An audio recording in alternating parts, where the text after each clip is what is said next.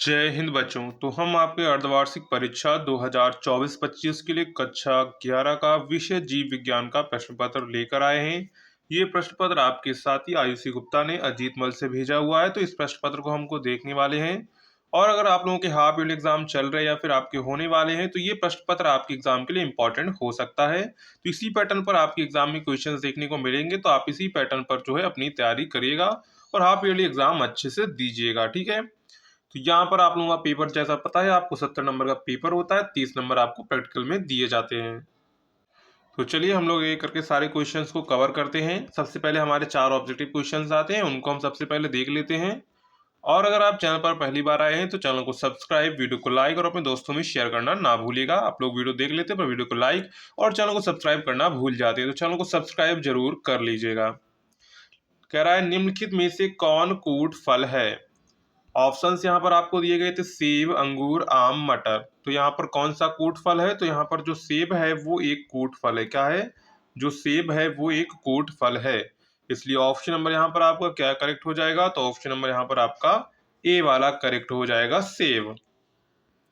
Next है 16 कोष की अवस्था में भ्रूण कहलाता है। तो 16 कोष की अवस्था में भ्रूण कहलाता है मोरूला, गैस्टूला, ब्लास्टूला, ब्लास्टोमियर। तो 16 कोष की अवस्था में भ्रूण क्या कहलाता है, तो भ्रूण कहलाता है मोरूला। क्या कहलाता है, मोरूला कहलाता है, इसलिए ऑप्शन नंबर यहाँ पर आपका क्या करेक्ट हो जाएगा, तो ऑप्शन नंबर यहाँ पर आपका फर्स्ट वाला करेक्ट हो जाएगा। नेक्स्ट है एड रोग का कारक होता है। क्या है, एड्स रोग का कारक होता है। ऑप्शंस दिए गए थे विषाणु, जीवाणु, परमाणु, कवक। तो एड्स रोग का कारक क्या होता है, तो एड्स रोग का जो कारक होता है वो होता है विषाणु। क्या होता है, विषाणु होता है, तो ऑप्शन नंबर यहाँ पर आपका ए वाला करेक्ट हो जाएगा, विषाणु। नेक्स्ट है टर्नर सिंड्रोम में गुणसूत्रों का सही क्रम है। तो टर्नर सिंड्रोम में गुणसूत्रों का सही क्रम है double X, X double Y, X Y, X O. तो यहाँ पर राइट आंसर हो जाएगा ऑप्शन नंबर 4 वाला आपका एक्स ओ। क्या हो जाएगा, ऑप्शन नंबर 4 एक्स ओ। इसके बाद नेक्स्ट है क्वेश्चन नंबर 2, जो हमारे एक एक नंबर के क्वेश्चंस आते हैं। पहला क्वेश्चन है कोडान एओजी के दो कार्य लिखने। क्या लिखने, कोडान एओजी के दो कार्य लिखिए। नेक्स्ट है इंटरफेरॉन तथा प्रियांस क्या होते हैं, ये बताना है। इसके बाद नेक्स्ट है जैव उत्प्रेरक के स्रोत बताइए, यानी कि जैव उर्वरकों के क्या स्रोत हैं वो आपको बताने हैं। नेक्स्ट है हेस्पीरिडियम फलों के दो उदाहरण दीजिए।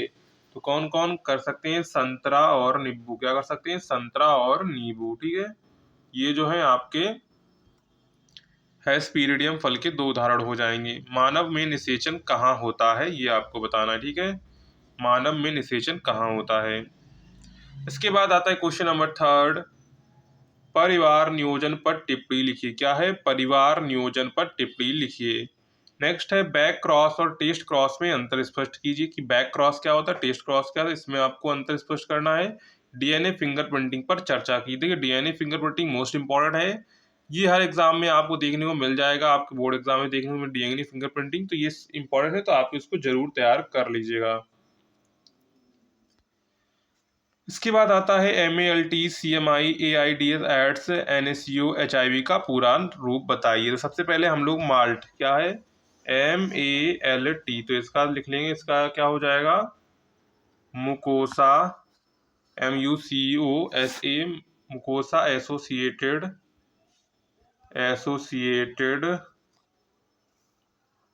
लिम्फोइड। क्या हो जाएगा, लिम्फोइड टिश्यू। ठीक है, मुकोसा एसोसिएटेड लिम्फोइड टिश्यू। इसके बाद आता है CMI। क्या है, CMI, तो इसका फुल फॉर्म क्या बनेगा, इसका बनेगा mediated cell mediated immunity, cell mediated immunity. ठीक है, ये आपका बनेगा। नेक्स्ट है एड्स। क्या है, एड्स है AIDS, एड्स, तो इसका क्या बनेगा, एक्वायर्ड। क्या बनेगा, acquired immuno immuno deficiency syndrome. ठीक है, ये इसका फुल फॉर्म बनेगा, एक्वायर्ड इम्यूनो डिफिशियंसी सिंड्रोम। इसके बाद है NaCO, क्या है NaCO, NaCO तो क्या बनेगा, इसका बनेगा नेशनल, क्या बनेगा, national AIDS control organisation. NaCO का फुल फॉर्म क्या है, नेशनल एड्स कंट्रोल ऑर्गेनाइजेशन। इसके बाद है HIV, क्या है HIV, तो HIV का क्या बनेगा, तो HIV का बनेगा ह्यूमन, क्या बनेगा, human immune no deficiency virus. ठीक है, तो ये पूरे नाम हो जाएंगे। इसके बाद है जैविक खाद पर टिप्पणी लिखिए, क्या करनी है, जैविक खाद पर आपको टिप्पणी लिखनी है। इसके बाद आता है क्वेश्चन नंबर 4 का लघु बीजाणु जनन पर टिप्पणी लिखिए, क्या है, लघु बीजाणु जनन पर टिप्पणी लिखिए। इसके बाद नेक्स्ट है प्लेसेंटा पर टिप्पणी कीजिए, क्या है, प्लेसेंटा पर टिप्पणी कीजिए कि प्लेसेंटा क्या होता है उस पर आपको टिप्पणी करनी है। नेक्स्ट है चिकित्सीय गर्भ समापन पर संक्षिप्त टिप्पणी लिखिए, क्या है, चिकित्सकीय गर्भ समापन पर संक्षिप्त टिप्पणी लिखिए। नेक्स्ट है मंगोली जड़ता क्या है, इसके प्रमुख 2 लक्षण बताइए, क्या है, मंगोली जड़ता क्या है, इसके 2 प्रमुख लक्षण बताइए। नेक्स्ट है 5वें का क्वेश्चन, प्रोटीन संश्लेषण में RNA की भूमिका की विवेचना की, यानी प्रोटीन संश्लेषण में RNA की क्या भूमिका होती है, इसकी आपको विवेचना करनी है। नेक्स्ट है उदार ट्यूमर तथा दुर्दम ट्यूमर जन्मजात प्रतिरक्षा तथा उपार्जित प्रतिरक्षा में अंतर स्पष्ट कीजिए, यानी कि उदार ट्यूमर तथा दुर्दम ट्यूमर में आपको अंतर स्पष्ट करना है। और दूसरा है जन्मजात प्रतिरक्षा तथा उपास्थि जो है आप लोगों की प्रतिरक्षा है उस पर आपको जो है अंतर स्पष्ट करना है कि जन्मजात जो प्रतिरक्षा है और उपार्जित जो प्रतिरक्षा है उनमें अंतर स्पष्ट करना है। नेक्स्ट है दलहनी पौधों की जड़ों में पाए जाने वाले जीवाणु का नाम लिखिए, पूर्ण रूप से आपको समझाना है क्योंकि 3 नंबर में है तो उसी हिसाब से आपको लिखना है। नेक्स्ट है बीजों के प्रकीर्णन विधि का वर्णन कीजिए, यानी कि बीजों को प्रकीर्णन विधि है, जैसे हम लोग प्रकीर्णन विधि क्या होती है, बीजों को जो है फैला के, जैसे आपने देखा होगा धान वगैरह जो फैलाई जाती है वो सब किससे फैलाई जाती है, प्रकीर्णन विधि से फैलाई जाती है। इसके बाद आता है क्वेश्चन नंबर 6, अगुणित द्विगुणित लिंग निर्धारण क्या है, मधुमक्खी पक्षियों में लिंग निर्धारण समझाइए। नेक्स्ट है जीवाणु में लिप्यंतरण की क्रिया समझाइए, यानी कि जीवाणु में लिप्यंतरण की क्रिया आपको समझानी है। नेक्स्ट है टीकाकरण एवं इसके प्रकार लिखिए, संक्षिप्त टिप्पणी भी कीजिए, यानी टीकाकरण है जो उसके कितने प्रकार हैं उस पर आपको संक्षिप्त टिप्पणी करनी है। नेक्स्ट है अमीबीय पेचिस क्या है, यह मलेरिया से संचरण के रूप में किस प्रकार अलग है, ये आपको बताना है। नेक्स्ट है क्वेश्चन नंबर 7, DNA अणु के न्यूक्लियोसोम मॉडल प्रतिरूप का सचित्र वर्णन कीजिए। नेक्स्ट है DNA क्या आनुवांशिक पदार्थ है, यदि है तो किसने सिद्ध किया था और कैसे, DNA व प्रोटीन के बीच अंतर स्थापित किया था, यदि नहीं है तो यह किसने सिद्ध किया था और कैसे DNA व प्रोटीन की समानता को समझाया गया था, सचित्र वर्णन कीजिए।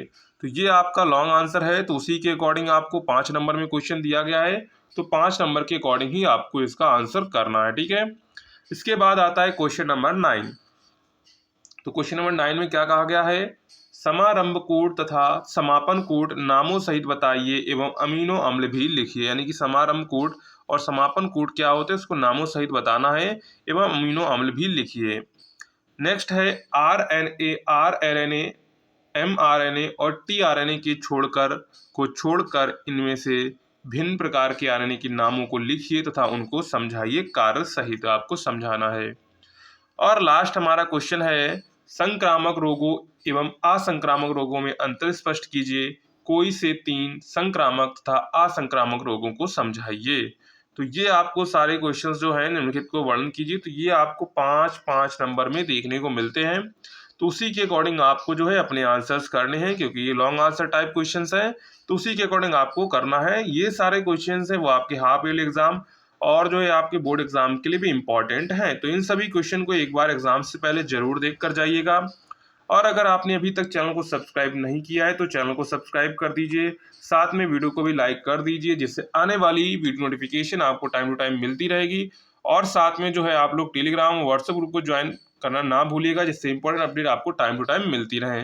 मिलते हैं नेक्स्ट वीडियो में, तब तक के लिए जय हिंद बच्चों।